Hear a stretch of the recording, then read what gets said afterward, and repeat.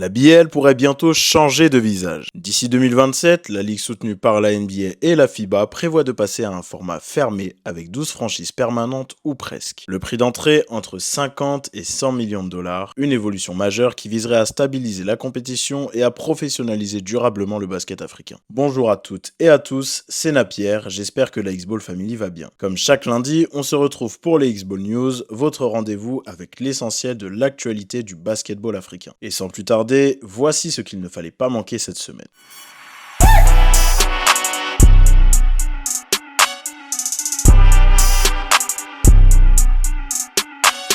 La Basketball Africa League est sur le point de changer de dimension. Lancée en 2020 par la NBA et la FIBA, la BL s'apprête à quitter son format actuel, un tournoi annuel avec des équipes qualifiées pour devenir une ligue professionnelle permanente structurée autour de franchises fixes. À horizon 2027, la BL devrait reposer sur un modèle composé de 12 équipes, 10 franchises permanentes intégrées à long terme et 2 places ouvertes chaque saison attribuées sur la base de performances sportives, comme l'a récemment expliqué Mark Tatum, vice-commissaire de la NBA. Cette transformation s'accompagne d'un chiffre marquant. Le prix d'entrée d'une franchise BAL avoisinerait les 50 à 100 millions de dollars. Un montant élevé qui reflète l'ambition de ce projet, faire de la BAL non plus un simple tournoi vitrine, mais une ligue continentale à vocation économique et médiatique, capable de rivaliser avec les standards internationaux. Pour rejoindre cette ligue fermée, les candidats devront remplir plusieurs critères stricts. Une capacité financière solide à la hauteur du ticket d'entrée, la propriété ou la construction d'une aréna moderne capable d'accueillir du public et de répondre aux exigences de production NBA, et une vision long terme à la fois local et continental. Pour accueillir ces futures franchises BAL, la NBA cible actuellement une dizaine de marchés stratégiques à travers le continent. Parmi les villes identifiées comme prioritaires, nous avons Lagos, Nairobi, Abidjan, Accra, Johannesburg, Dakar, Kigali, Le Caire, Rabat et Casablanca. Ces villes ne sont pas choisies au hasard et elles combinent potentiel économique, infrastructures existantes ou en projet et visibilité médiatique. Par exemple, Kigali, Dakar et Rabat disposent déjà d'arénas modernes prêtes à accueillir des matchs de haut niveau. Mais au-delà des villes, ce sont surtout les investisseurs qui seront au cœur de ce changement de modèle. La NBA cherche des partenaires capables d'investir sur le long terme et de professionnaliser durablement les structures locales. Plusieurs anciens joueurs NBA ont déjà manifesté leur intérêt pour acheter une franchise comme Grant Hill, Joachim Noah, Yann Mahami ou encore Lou Holding. Ces profils incarnent une volonté claire, faire de la BAL un projet à double identité, africaine par ses racines et globale par ses ambitions. Donc est-ce que ce modèle de franchise peut s'adapter à cette réalité? Tout l'enjeu est là, réussir à professionnaliser sans standardiser, à structurer sans uniformiser et à créer une ligue qui soit à la fois durable, compétitive et représentative de l'Afrique. Cette évolution marque une industrialisation assumée du basketball africain. Le message est clair, la BAL ne sera plus seulement un événement, elle deviendra une ligue économique et structurelle pensée sur la durée.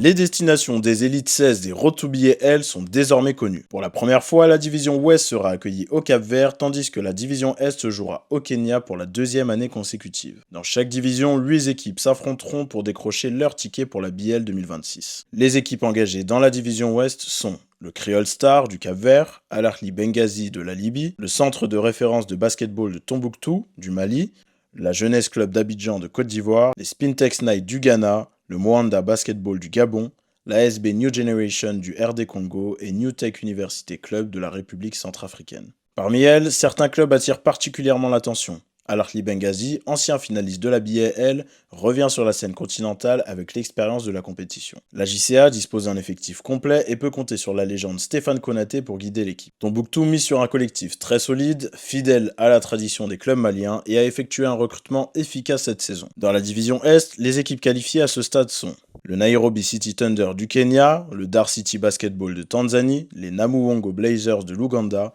les Johannesburg Giants de l'Afrique du Sud, le Matero Magic de la Zambie et le Ferroviario d'Abeira du Mozambique. 2 wildcards sont encore à décider dans ce groupe. En résumé, ces élites 16 s'annoncent riches en suspense et en surprises. Les upsets et les confrontations inattendues seront certainement au rendez-vous, promettant une étape décisive pour la qualification à la BAL 2026. Le passage de l'afro-basket à la scène internationale se confirme encore cette semaine. Selton Miguel, arrière-ailier et l'un des plus grands artisans du titre de l'Angola à l'afro-basket, a été drafté par les South Bay Lakers, équipe de G-League affiliée aux Los Angeles Lakers. Après plusieurs années en NCAA, Selton Miguel se lance donc enfin dans le monde professionnel, et ce, après un titre continental avec son pays. Lors de l'Afrobasket, il tournait en moyenne à 10 points, 2 rebonds et une passe, avec notamment 17 points inscrits en demi-finale face au Cameroun, une performance qui a contribué à la qualification de l'Angola pour la finale. Son adversaire malien en finale, Fousseini Dramé, a lui aussi été repéré par un club de G-League, les Westchester Knicks, équipe coachée par Desagana Diop, ancien international sénégalais et entraîneur ayant affronté Dramé en demi-finale du Sénégal contre le Mali. Ces trajectoires montrent que le talent africain peut désormais s'exprimer sur la scène continentale, comme l'Afrobasket, puis trouver sa place dans les équipes professionnelles importantes, que ce soit en G-League ou en Euroleague. À ce titre, Aliou Diarra, aujourd'hui joueur de Virtus Bologne en Euroleague, illustre parfaitement ce cheminement et sert d'exemple pour la génération actuelle de jeunes Africains. Et avant qu'on se quitte, voici la question du jour. Quel club capverdien a atteint les quarts de finale de la BAL pour la première fois de l'histoire de son pays? Donnez-nous vos réponses en commentaire. N'oubliez pas, X-Ball News revient chaque semaine pour vous tenir au courant de toute l'actualité du basket africain, alors restez connectés et dites-nous ce que vous pensez du format pour qu'on puisse l'améliorer ensemble. Et surtout, abonnez-vous pour ne rien manquer du basket africain.